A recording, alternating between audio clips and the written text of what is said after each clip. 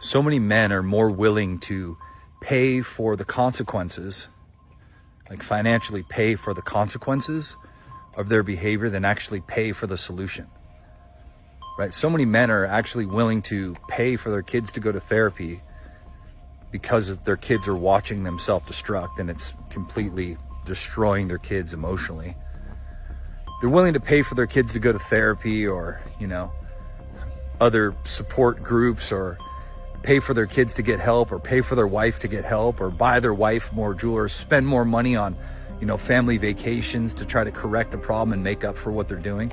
But they're not willing to actually invest in themselves. I talked to a client earlier. He said, this is the biggest investment I've ever made in myself, and it's the biggest return I've ever got on this investment.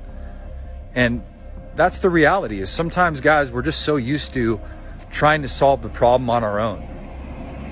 We're so used to just trying to resolve it on our own. And it's so embarrassing sometimes for us to have to admit that we don't have the answers to the biggest problems in our life, right? Everybody comes to us for answers, but yet we don't have the answers to the biggest problems in our own life. But real men, they know when to ask for help. They don't go down with a sinking ship just because of their ego and pride. So always remember, and look, are you more willing to invest in putting money into the consequences that are caused by the things that you're doing? Or are you more willing to actually put money into the solutions that can actually eradicate what you're doing completely and revolutionize your life? Sometimes, guys, we're not afraid of our darkness. We're afraid of our light.